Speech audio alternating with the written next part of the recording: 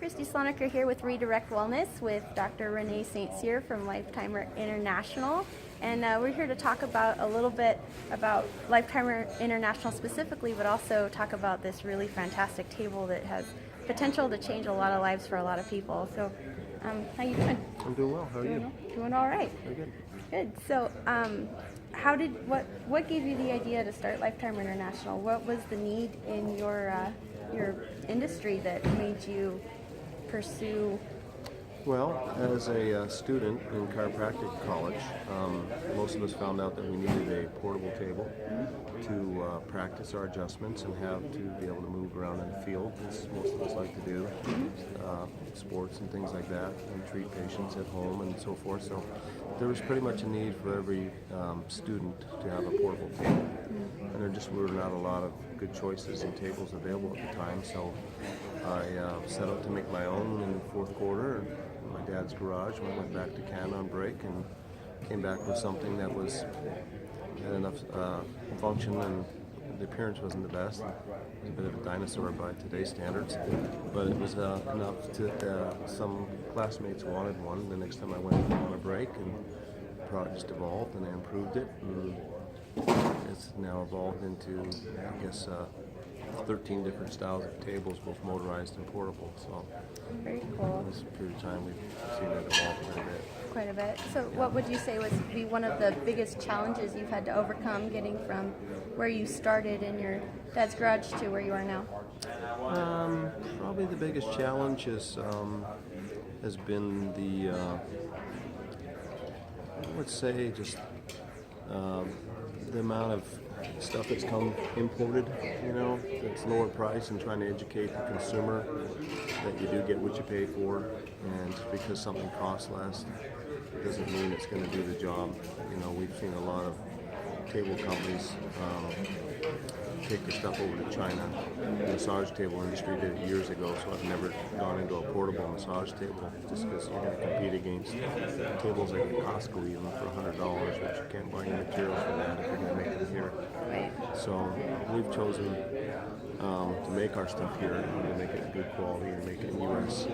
And so to compete against some of the people in a lesser price has been always a challenge, to try to make people realize that you do get what you pay for, and there's something to be said for quality and U.S. made products. So we do all right.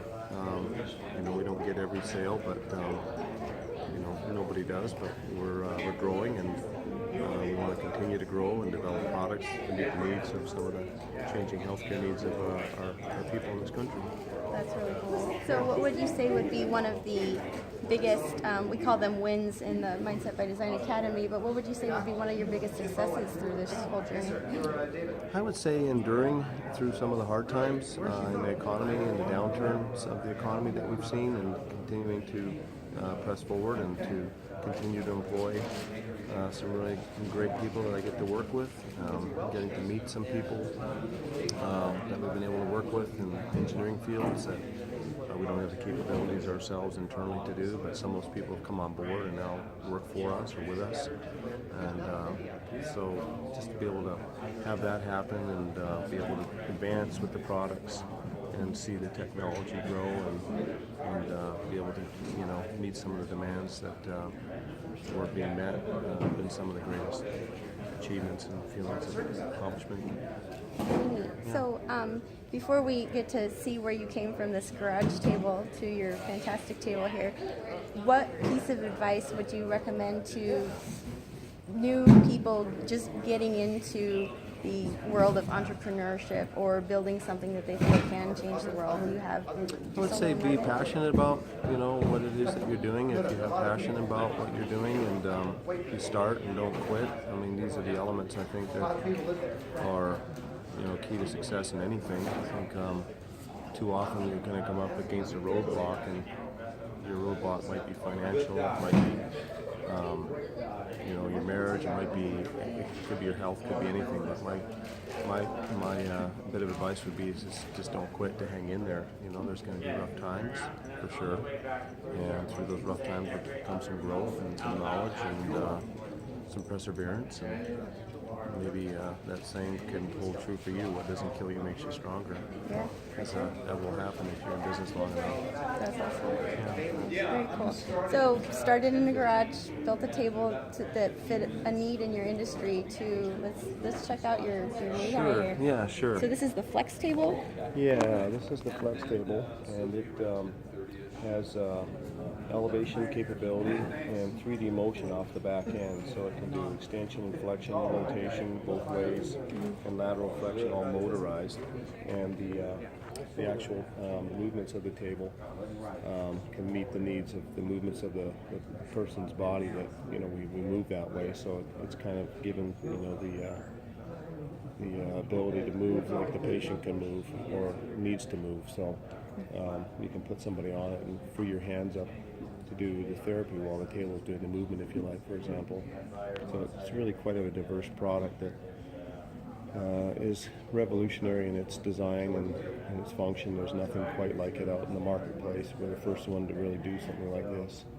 And we hope to see it evolve into something that can help people with a lot of movement disabilities, maybe people with strokes, paraplegias, MS, ALS, and I guess categorically there's at least 18 different movement disabilities that this could conceivably help people in each one of those categories, quite possibly, because it's all based on movement, and this table can do the movement for you. So that's basically what it's going to develop into. We see the direction going that way.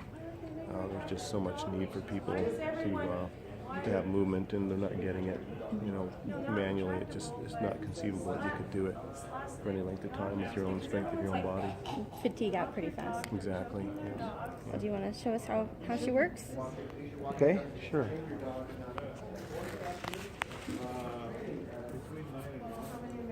So the table will elevate up and down. It's got a down button, it's got an up button. It has memory positions, so you can set memory heights if you like. It has a handheld homing and pause feature for the patients, so the whole time the patient's being treated, they have the capability to be in control. If they're in too much distress, they can home the table or they can pause it with that little button. The head piece and so on and the armrests are all articulating to meet the needs of the comfort of the patient. I'll elevate it here a little better so you can see the panel on the side.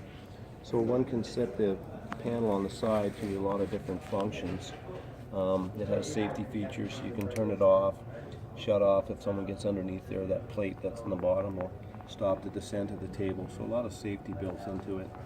But its main programming right now, and eventually we'll have an extra row of buttons, is to automate the movements that you might want. So up arrow, down arrow, double arrow means this is going to bring the back end up, that's going to bring the back end down, up and down. And so if we just set it for one of those, the table will start moving incrementally on the green mode. And we can hold the patterns if we want, so it doesn't go any further. If I release that flashing button, it'll start to go a little further out, a little further out. If I want to add in one of these movements, I can add one of those movements, and I can hold that movement if I want as well.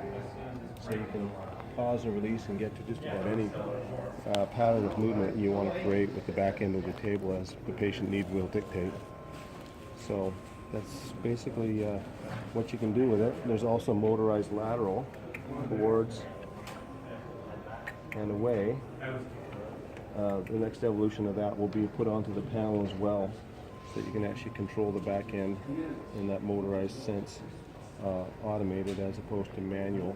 You can still do manual on the foot pedals for the back end controlling the movement that's going right now. There's some practitioners that like to be able to do that for the way that we treat certain patients, so we've incorporated that as well.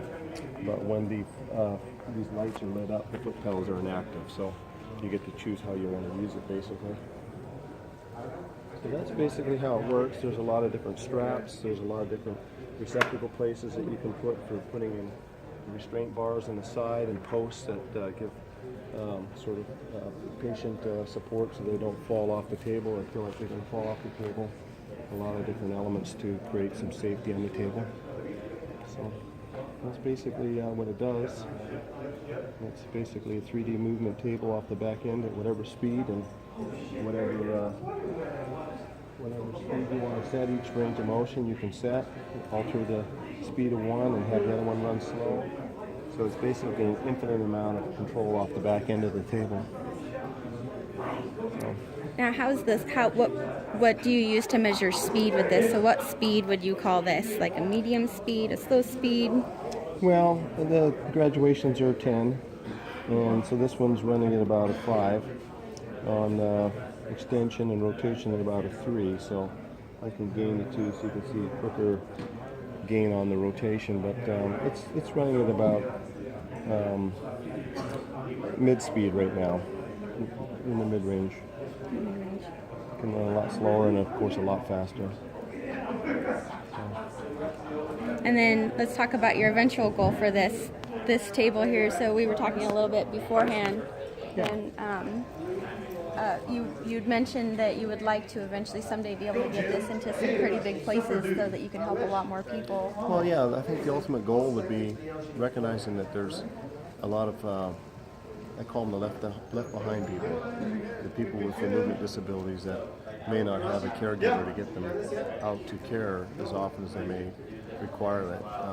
There's categorically at least 18 different movement disabilities, and in those 18 categories, you have one is MS, one is ALS, one is cerebral palsy, one is strokes, one is paraplegias or quadriplegics, and the list goes on and on. Each one of them inherently has some problems with movement. They're either non-ambulatory or nearly non-ambulatory, and to take a person like that and put them on a machine like this and move them cannot be duplicated by human hands. You could fatigue one practitioner out in one session doing what the machine could do in half the time. So the goal would be eventually to see this technology evolve so that we can see this table go into hospitals or settings where hopefully some chiropractors, but probably more realistically PTs and people that work with this type of therapy already would see the benefit of having motorized treatments for the patients that they see, and then expanding upon it so that they're going to have apparatus around it to support the extremity movements and so on, that we have some ideas and some prototype work on as well. That's really cool. That's the goal. That's a good goal. Yeah. So did you think when you were building your first table this is where you'd be someday? No, No? I did not. No, I did not. I thought that what I would do is I would build a portable table for myself, and it just like so many businesses took off, and before I knew it, I was making sometimes 50 tables a quarter while I was in school and put myself through school, and I didn't need the income, so it ended up serving two purposes. And that's, where there's a need, there's somebody to fill it, and you fill that need. Yes, indeed. And you'll be doing God's work with this, that's for sure. Thank you. Yeah. So, well, thank you so much for taking the time with me today. Yeah. And check out, you have a website that lifetimerint.com. Okay. Lifetimerint. Lifetimer INT. I'll put that in the comments below the video. Thanks everybody for taking the time, and thank you, Dr. Thanks, Kristen. Cynthia. Yeah, thank you.